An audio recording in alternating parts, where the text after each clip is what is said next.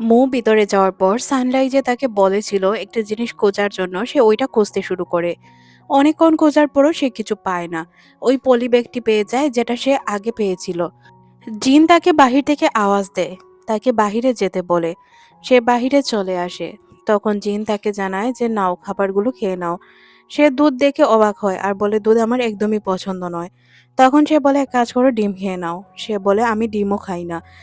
তখন আবার জিন বলে আচ্ছা, এই খাবারগুলো আমি অন্য কাউকে দিয়ে দিচ্ছি। তখন সে বলে আচ্ছা, আমি খেয়ে নিব, সমস্যা নেই।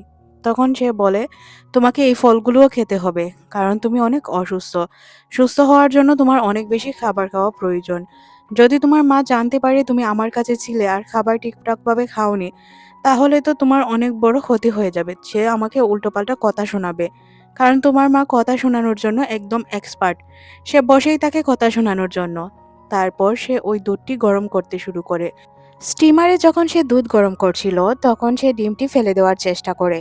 কিন্তু যেহেতু জিন তার দিকে বারবার তাকাচ্ছিল, তাই সে আর সাহস করে উঠতে পারে না।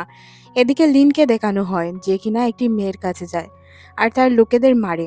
বলে যে আমার বোনের উপর হাত উঠানোর বা আমার বোনের সাথে লাগার সাহস কিভাবে হয় তোমার। তখন তারা বলে তারা নাকি ইচ্ছে করে কোনো কিছুই করেনি।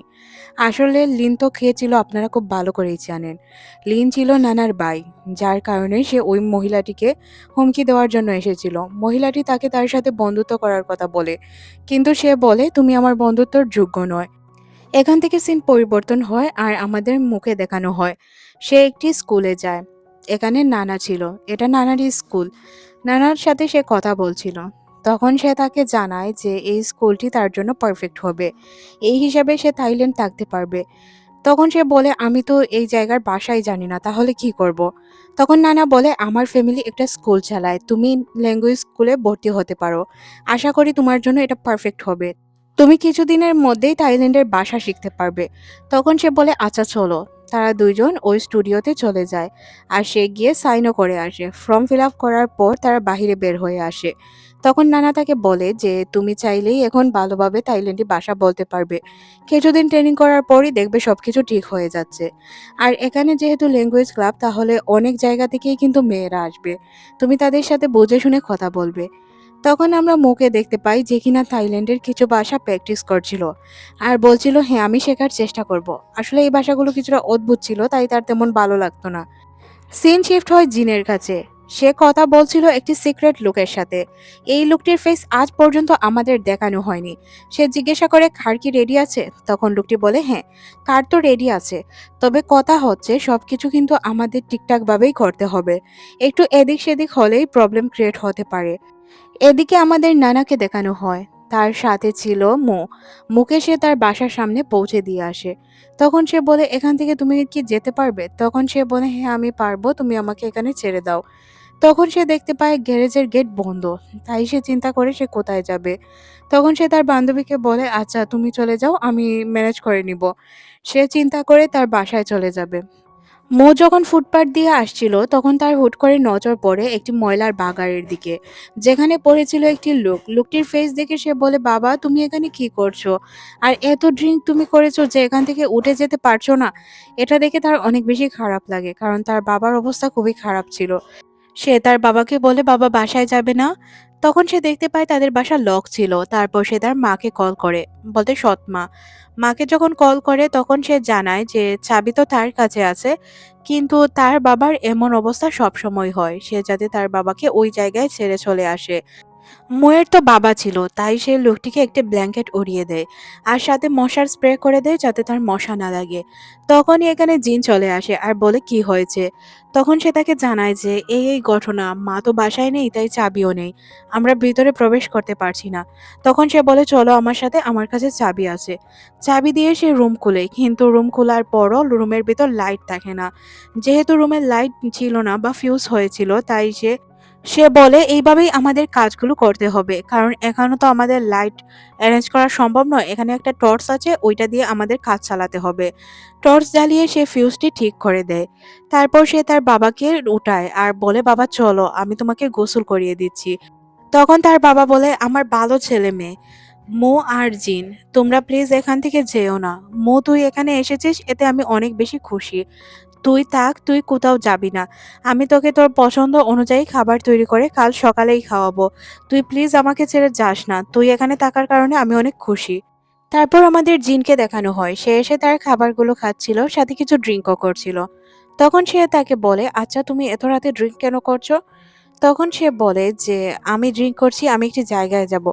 মু বলে, "এত রাতে কোথায় যাবে? এখন তো ঘুমানোর সময়।" তখন সে বলে, "তুমি ঘুমিয়ে পড়ো। আমাকে একটি জায়গায় যেতে হবে। আমার কিছু গাড়ির পার্টস কিনতে হবে, তাই আমাকে ২ দিন শহর পেরিয়ে যেতে হবে। সারা রাত ড্রাইভ করব, তারপর ওই জায়গায় গিয়ে পৌঁছবো।" তখন সে বলে, "সারা রাত ড্রাইভ করতে পারবে?" তখন জিন বলে, "হ্যাঁ, আমার অভ্যাস আছে, আমি সারা রাত ড্রাইভ করতে পারবো।" মু বলে, "তোমার সাথে কিছু কথা বলতে চাই।" সে বলে, "৫ মিনিট সময় আছে, বলে ফেলো।" মু তখন বলে, "আমি সিদ্ধান্ত নিয়েছি আমি আর মায়ের সাথে যাব না, এখানে আমি ভর্তি হব। আমি একটি ল্যাঙ্গুয়েজ ক্লাবে ভর্তি হয়েছি, ওই জায়গা থেকে আমি থাইল্যান্ডের ভাষা শিখে নিব। তারপর থেকে আমি এখানেই থাকবো।" তখন জিন বলে, "এখানে কিভাবে থাকবে? তুমি থাকতে পারবে? তোমার মায়ের সাথে যাওয়াটাই উত্তম ছিল।" তখন সে বলে, "না, আমি আমার মায়ের সাথে যেতে চাই না। উনার সাথে আমি লাইফ কাটাতে চাই না।" তখন আবার জিন বলে, "তুমি কার সাথে থাকবে?" মু তখন বলে, "আর কার সাথে থাকবো? আমার বাবার সাথে থাকবো, ভাইয়ের সাথে থাকবো। তুমি তো আছো আমার খেয়াল রাখার জন্য।" জিন বলে, "গ্যারেজে যেও না, গ্যারেজ খালি। তুমি বাবার বাসায় থাকো, টাকাগুলো রেখে গেলাম, তোমার যা ভালো লাগে খেয়ে নিও।" সে বলে, "আমি বাহিরের খাবার খেতে পারি না।" "আচ্ছা, বাবা খাবার বানিয়ে দিবে, তুমি খেয়ে নিও।"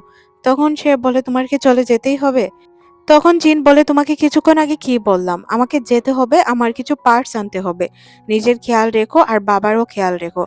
তখন সে টাকাগুলো হাতে নিয়ে মনে মনে ভাবে, "এই টাকাগুলোর আমার কোনো প্রয়োজন ছিল না। তুমি যদি থাকতে তাহলেই হতো।" তখন সে ওপর থেকে তাকে দেখতে শুরু করে। জিনও নিচ থেকে তাকে দেখছিল, কিন্তু সে তেমন কিছু বলে না। তারপর সে গাড়িতে করে চলে যায় এখান থেকে। সে যখন ভিতরে আসে তখন তার বাবাকে দেখতে পায়, তার বাবা সজাগ ছিল। তারপর সে তার মাকে কল করে জানায় যে সে আর তার মায়ের সাথে থাকবে না। এখন থেকে তার বাবার সাথে থাকার সিদ্ধান্ত নিয়েছে। তার বাবা বলে, "আচ্ছা।" তখন সে তার বাবাকে বলে, "বাবা, আমি কিছু খেতে চাই। আমাকে কি খাবার বানিয়ে দেওয়া যাবে?" তখন তার বাবা বলে, "কিছুক্ষণ অপেক্ষা করো।" কিছুক্ষণের মধ্যেই তার বাবা তার জন্য খাবার তৈরি করে। তার বাবার খাবার তৈরি করা দেখে তার অতীতের কথা মনে পড়ে যায়। বহু বছর পর সে তার বাবার হাতের রান্না খেলো। তখন সে বলে, "বাবা, আপনি না অনেক ভালো রান্না করেন। জিনের চেয়েও অনেক ভালো।" তখন বাবা বলে, "এই বাচ্চা ছেলের সাথে আমাকে কম্পিটিশনে নামাচ্ছিস?" তখন সে বলে, "না বাবা, তুমি তো জিনিয়াস, আর তুমি তো তার এজে থাকতে অনেক হ্যান্ডসাম ছিলে।" বাবা বলে, "আর ফার্ম দিতে হবে না।" একথা বলে বাবা এখান থেকে চলে যায়। পরের সিনে আমরা তাকে দেখতে পাই। জিন কিছু জিনিসপত্র খুঁজছিল, কিন্তু সে ওই জিনিসপত্রগুলো পাচ্ছিল না যেগুলো তার গাড়ির জন্য প্রয়োজন ছিল। তখন সে তার লোকদেরকে নিয়ে গাড়ির পার্টসগুলো তৈরি করে ফেলে। এখানে একটি রেস ছিল, এই রেসে তাকে ফার্স্ট হতে হবে। ফার্স্ট না হতে পারলেও থার্ড হতেই হবে, না হয় এখানে তার অবস্থা খারাপ হয়ে যাবে। এখানে আমরা ৩টি রঙের গাড়ি দেখতে পাই। একটি ছিল ইয়েলো, একটি ছিল গ্রিন আর একটি ছিল ব্ল্যাক। এখানে ব্ল্যাক কালার গাড়িটি কার ছিল আপনারা তো খুব ভালো করেই বুঝতে পারছেন। হুট করে এই গাড়িটিকে আসতে দেখে অনেকেই চমকে যায়, কারণ আরেকবারও এই কারটি জিতেছিল। হুট করে রেসের ভেতর ঢুকে পড়ে আর জিতেও যায়। এটা তাদের জন্য কিছুটা অসাবধানতা ছিল, বা তারা চাচ্ছিল না এটা ঘটুক। আর যেহেতু তারা এই গাড়িটিকেই খুঁজছিল, তাই তারা এক কাজ করায়। রাস্তার মধ্যে অনেকগুলো পানি জমানোর জন্য কিছু লোকদেরকে কল করে বলে। আর তাদের গাড়ি যেহেতু অনেক ভালো মানের ছিল, টায়ারগুলো অনেক ভালো ছিল, তাই ইয়েলো গাড়ি আর অন্যান্য গাড়িগুলো যেতে পারে।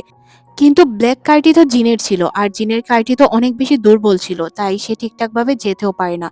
তার গাড়িটি স্লিপ কেটে পড়ে। একে একে একের পর এক গাড়ি তার আগে যেতে শুরু করে। তারপর সে চিন্তা করে যে কোনো বিনিময়ে তাকে যেতে হবে, তাই তার গাড়ি উল্টো করে সে জিতে যায়। আর উল্টো করে গাড়ি চালিয়ে কাউকে জিততে দেখে সবাই এখানে অবাক হয়ে যায়। তখন সে ওই যে একজন সিক্রেট লোক তাকে কল করে জানিয়ে দেয়। সিনটি কাট করে আমাদের মুখে দেখানো হয়। নানা মুখে তার ভাইয়ের গাড়ির গ্যারেজে নিয়ে এসেছিল। আর গাড়ির গ্যারেজটি কার ছিল আপনারা তো খুব ভালো করেই জানেন। লিন সিসি ক্যামেরার মাধ্যমে সবকিছুই দেখতে পায়। সে দেখার পর তার বোনকে কল করে আর বলে, "আমি শপিং মলে এসেছি। তোর কি কোনো কিছু শপিং এর প্রয়োজন? যদি প্রয়োজন হয়ে থাকে তাহলে তাড়াতাড়ি চলে আয়। তোকে আমি অনেক ভালো ভালো জিনিস শপিং করে দিব।" সে তো শপিং এর কথা শুনে মহা খুশি, তাই সে চলে যায়। আর এখানে রেখে চলে যায় মুখে। যখন দেখতে পায় যে লাইটগুলো অফ হয়ে যায়, তখন সে কিছুটা ভয় পায়। লাইট জ্বলে উঠলে সে পিছনে তাকায় আর মনে মনে ভাবে হয়তো তাকে নেওয়ার জন্য নানা এসেছে। যখন পিছন ফিরে তাকিয়ে সে লিনকে দেখতে পায়, অনেক ভয় পেয়ে যায়। লিন তখন তাকে বলে যে আচ্ছা আমি তোমাকে একটি কথা জিজ্ঞাসা করি, তোমাকে কারা পাঠিয়েছে বলো তো? তুমি কি কোনো স্পাই? আমার কাছ থেকে খবর নেওয়ার জন্য এসেছো আমার কাছে কোন কোন কার রয়েছে না রয়েছে? তখন সে বলে আরে না। তখন সে জানায় যে তাহলে তুমি কেন এসেছো? সে বলে এই কারগুলো আমার কাছে অনেক ভালো লেগেছে, তাই পিকচার উঠালাম। তাছাড়াও আমার ভাইয়ের কাছে আরো সুন্দর সুন্দর ইঞ্জিন রয়েছে, কার রয়েছে, ওই কারগুলোর সামনে তোমার কার কিছুই না। আর সে তাকে এটাও বলে সে কার সম্পর্কে অনেক ভালো ধারণা রাখে। তারপর লিন তাকে গাড়ি করে বাসায় দেওয়ার জন্য চলে আসে। সে লিনের দিকে তাকিয়ে থাকে। লিনের দিকে তাকিয়ে তার জিনের কথা মনে পড়ে যায়, যার কারণে সে লিনের দিকে তাকায়। লিন তখন বলে আমার দিকে এইভাবে তাকানোর মানে কি? তখন সে তাকে জানায় যে আমি তোমার মধ্যে আমার ভাইকে দেখতে পাচ্ছি। তখন সে বলে ভাই আর কিছু না? তখন সে বলে আরে না আর কিছুই না। তারপর সে যখন তার বাসার সামনে গাড়ি থামায়, তখন সে বলে ও আচ্ছা তুমি এই এলাকায় থাকো আর এই রেস্টুরেন্টেই থাকো? তখন সে বলে হ্যাঁ। তখন তাকে সে বলে যে আচ্ছা এই রেস্টুরেন্টে কি ভালো খাবার পাওয়া যায়? তখন সে বলে না, এখানে তেমন ভালো চাইনিজ খাবার পাওয়া যায় না। এখানে যা পাওয়া যায় সব কিছুতেই অনেক বেশি লবণ থাকে, এগুলো তুমি চাইলেও আর খেতে পারবে না। এদিকে আমরা তার সৎমাকে দেখতে পাই। মোয়ের সৎমা যেহেতু বিষয়গুলো জানতে পারে, সাথে সাথেই সে কল করে ফেলে তার ছেলের কাছে।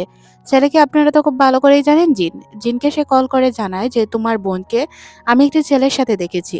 এখন যেহেতু সময় ভালো না, তাই তোমার তার সাথে কথা বলে দেখা উচিত। হয়তো ছেলেটি ভালো নাও হতে পারে। আর তার মাকে আমরা কি জবাব দিব তার যদি কিছু হয়ে যায়? থাইল্যান্ডের ছেলেগুলো কেমন তুমি খুব ভালো করেই জানো। তুমি এক কাজ করো, তার সাথে কথা বলে দেখো, সে তোমার অনেক ক্লোজ। তখন জিন তাকে বলে আচ্ছা তোমাকে চিন্তা করতে হবে না, আমি দেখছি। তারপর সে ময়ের সাথে হাঁটতে শুরু করে। ময়ের কাছে আসার পর তারা যখন একটি পার্কের রাস্তা দিয়ে হাঁটছিল, তখন সে জিজ্ঞাসা করে আচ্ছা কি হয়েছে, তুমি কার সাথে ছিলে? তখন সে বলে আমি লিনের সাথে ছিলাম। নানা আমাকে তার গ্যারেজ দেখানোর জন্য নিয়ে গিয়েছিল। তারপর নানা শপিং এ চলে যায় আর সে আমাকে দিতে চলে আসে। পার্কে এসে কিছু সিন দেখতে পায় আর তাকে জিজ্ঞাসা করে আচ্ছা তুমি কি পার্কে আর আগে কখনো এসেছো কোনো মেয়ে নিয়ে? তখন সে তাকে মাথায় মেরে বলে যে তোমার মাথায় এইসব আইডিয়া আসে কোথা থেকে? এইসব চিন্তাধারা তুমি করো কিভাবে? তখন সে বলে ভাইয়া তুমি কি কাউকে বিয়ে করবে বলে চিন্তা করে রেখেছো? তখন জিন বলে না, এখন পর্যন্ত এইসব নিয়ে আমি বাবার সময় পাইনি। যখন সময় আসবে তখন তোমাকে বলে দিব। তখন সে বলে তুমি কেন রিলেশনে বিশ্বাস করো না ভাইয়া, আমাকে কি বলবে? তখন জিন বলে দেখো এইসবের আমার কাছে কোনো সময় নেই। আমি যে কারোর সাথে কথা বলবো, কাউকে সময় দেব, এই সময়টাও তো আমার কাছে নেই। আমাকে সবসময় কাজ নিয়ে চিন্তা করতে হয়। তুমি তো তোমার মায়ের কাছে বড় হয়েছো, তাই তুমি বাস্তবতাটা আজ পর্যন্ত বুঝতে পারোনি। তখন সে বলে আমাদের ক্লাসেও তো ২টি কাপল ছিল, তারা তো এখন পর্যন্ত একসাথেই আছে। তারপর সে একটি গর্তে পড়ে যেতে যাবে, তখনই জিন তাকে আটকায় আর তারা একে অপরের দিকে তাকাতে শুরু করে। তখন সে তার বুকে যেহেতু হাত ছিল, তখন বলে ভাইয়া তোমার হার্টবিট এত তেজ কেন? তখন সে বলে দেখো ছেলেদের হার্টবিট সবসময় একটু বাড়তেই থাকে। আর এইসব নিয়ে তোমাকে কথা বলতে হবে না, যেই সব নিয়ে বোঝো না ওইসব নিয়ে কথা বলতে আসো না। তখন সে বলে আমি সবকিছুই বুঝি কিন্তু তুমি আমাকে বোঝাতে দেও না। তখন সে তাকে বলে আচ্ছা চলো এখন হাঁটো রাস্তা দিয়ে। তারপর আমরা দেখতে পাই যেই রাস্তাটি দিয়ে তারা যেতে চাচ্ছিল ওই রাস্তাটি একদমই আঁকাবাঁকা ছিল, ভাঙা ছিল, ইট পাথর ফেলা ছিল, তারা ঠিকঠাকভাবে হাঁটতেই পারছিল না। তার উপরে রাস্তার উপর অনেক বেশি খাদা ছিল, গর্ত ছিল। তখন সে তাকে বলে আচ্ছা আমাকে ধরে ধরে হাঁটো। এক পর্যায়ে তারা পড়ে যেতে চায়। তখন সে তাকে ধরে আর বলে তুমি কি চোখে দেখতে পাও না? তখন সে বলে না আমি তো ভালোই চোখে দেখতে পাই। তখন সে জিনকে বলে তুমি তো দেখতে পাও না, চশমা পরো। তখন জিন বলে আসলে আমি চশমা পরি কাজের জন্য গাদা, আমি এইসবের জন্য চশমা পরি না। আমি সবকিছুই ভালোভাবে দেখতে পাই। তারপর সে কাঁধে করে তাকে এখান থেকে নিয়ে যায় আর বলে যে চলো তুমি যেহেতু এখন চোখে দেখছো না তাহলে তোমাকে নিয়ে যাওয়া যাক। সে তাকে যখন নিয়ে পার হয়ে যায় জায়গাটি, তখন সে তাকে বলে অবশেষে আমরা জায়গাটি বের হতে পারলাম। তারপর তারা তাদের গ্যারেজে চলে আসে। আসার পর এখানে সে তার ওই বন্ধুকে দেখতে পায়। তখন সে বলে ও তুমি এই প্রিটি লেডিকে আনতে গিয়েছিলে? তখন সে বলে হ্যাঁ।